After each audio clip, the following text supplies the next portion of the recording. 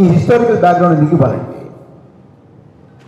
ఈ ఎస్ఐఆర్ కానీ ఈ సిటిజన్షిప్ కానీ వీటన్నిటికీ మౌలికంగా ఒక ప్రాతిపదిక ఉంది. ఏమిటి ఆ ప్రాతిపదిక? ఆ ప్రాతిపదిక ఏంటంటే ఒక ప్రశ్నకి సమాధానం. ఆ ప్రశ్న ఏమిటి?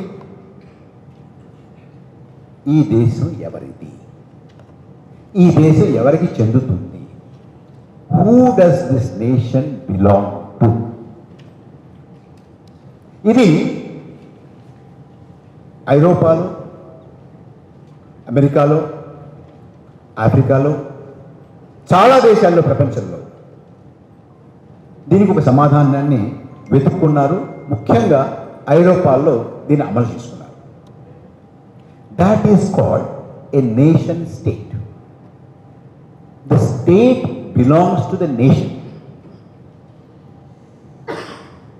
And who is the nation? Who is the nation?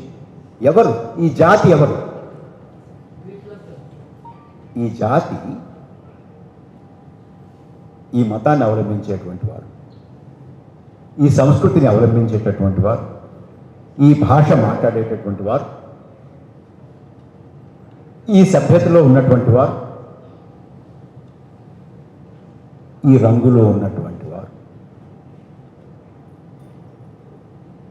అని వారు నిర్వచించుకుని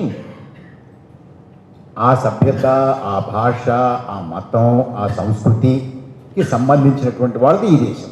మిగతా వాళ్ళు, ఇది కానటువంటి వాళ్ళు ఆ దేశంలో మైనారిటీలు ఉంటే ఉండండి, అయితే పోండి. పంపగలిగితే మంచిదే, పంపలేకపోతే చంపండి, చంపలేకపోతే పంపండి. బయటికి గింటేశారు. జర్మనీలో గింటారు, రువాండాలో గింటారు, అనేక దేశాల్లో గింటారు. ఈ మధ్య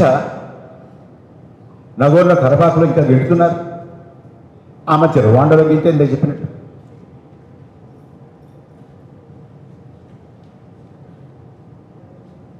చంపగలిగితే చంపు, లేదంటే పంపు. పంపగలిగితే పంపు, లేదంటే చంపు.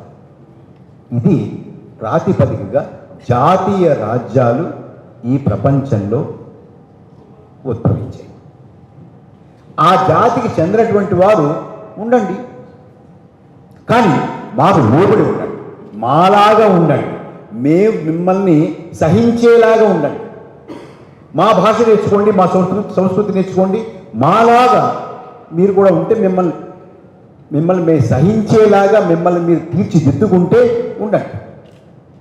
మా ఇష్టాయిష్టాల మీద, దయాదాక్షిణ్యాల మీద ఉండండి అనేది ప్రపంచవ్యాప్తంగా జాతీయ రాజ్యాల ఆవిర్భావంలో మౌలికంగా ప్రాతిపదికగా ఉన్నటువంటి సూత్రం. That was the basis. Who does this nation belong to? It belongs to this, it belongs to that, it belongs to the language people, it belongs to this religious people, it belongs to that racial people, it belongs to that kind of a people with that kind of a color, etc. etc. ఇక్కడ భారతదేశ విశిష్టత మనం చెప్పుకోవాలి.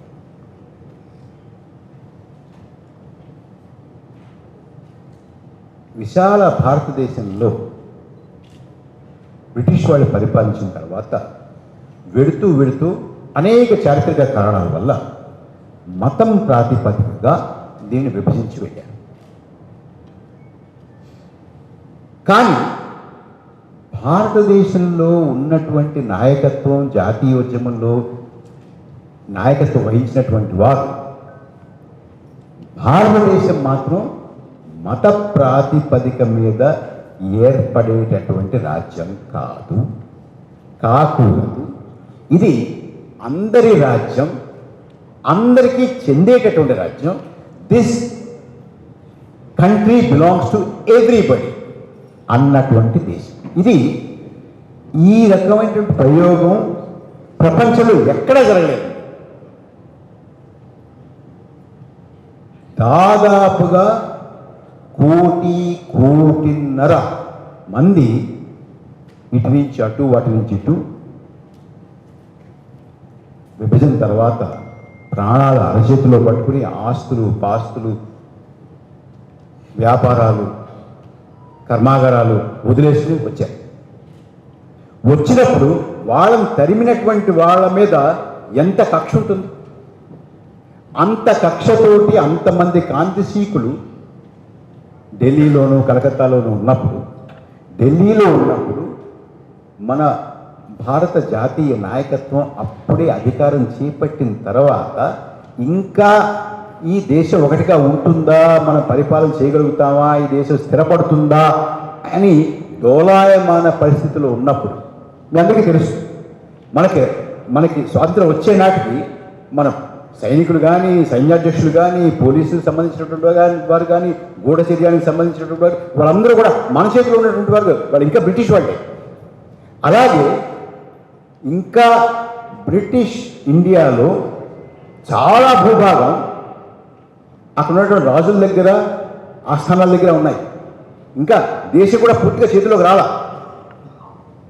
అప్పుడు ఇంత ప్రమాదం జరుగుతూ ఉంటే, ఇంకా వారు నిలదొక్కుకోలేనటువంటి పరిస్థితుల్లో ఉన్నప్పుడు మనం రాజ్యాంగాన్ని రాసుకున్నాం. రాజ్యాంగాన్ని ఇతర దేశాలు లా కాదు మన రాజ్యాంగం రాసుకున్నది. మనం దాదాపుగా 3 సంవత్సరాలు వాదోపవాదాలు చేసి, చర్చోపచర్చలు చేసి మన రాజ్యాంగాన్ని రాసుకున్నాం కదా. చాలా దేశాలు ఆఫ్రికాలో కానీ, లాటిన్ అమెరికాలో కానీ, సౌత్ అమెరికాలో కానీ, మరో చోట కానీ అయిన తర్వాత ఇటువంటి న్యాయ కోవిల దగ్గరికి వెళ్ళి, అయ్యా మేము సొంతం అయ్యాం, మాకు రాజ్యాంగం కావాలి, రాసి పెట్టండి అంటే ఆ న్యాయ కోవిలు రాసిచ్చారు. మనం అలా చేయాలి, మనం రాజ్యాంగం మనం రాసుకున్నాం. కానీ ఇందులో ముఖ్యమైన విషయం ఏంటంటే, ప్రభుత్వంలో ఉన్నటువంటి జాతీయ నాయకత్వం చాలామంది రాజ్యాంగ సభలో కూడా సభ్యులు, ముఖ్యమైన సభ్యులు. వారు ఒక రోజులో కొంతసేపు ప్రభుత్వ కార్యకలాపాలు చేసి రాజ్యాంగ సభలోకి మధ్యాహ్నం నుంచి వెళ్ళి అక్కడ చర్చోపచర్చ చేసేటప్పుడు ఇలా వెళ్తున్నారు. ఢిల్లీ వీధుల్లో పెద్ద పెద్ద కాంతిశీక్ శిబిరాలు మధ్య నుంచి వెళ్తున్నారు. అక్కడి నుంచి తరిమేయబడి పారిపోయి వచ్చినటువంటి వారు, కక్షతో ఉన్నటువంటి వారు, ఈ దేశం మాది, మమ్మల్ని వాళ్ళు తరివేశారు కాబట్టి వాళ్ళని ఈ దేశం నుంచి తరివేయాలి, ఈ దేశం మనకే చెందాలి అని అనుకోవడంలో అందంలో తప్పలేదు కదా, కోరుకోవడంలో తప్పలేదు కదా. అంత ఉద్రేకం ఉన్నటువంటి ఆ సమయంలో, ఆ చారిత్రక మలుపులో ఈ జాతీయ నాయకత్వం వెళ్ళి రాజ్యాంగ సభలో కూర్చుని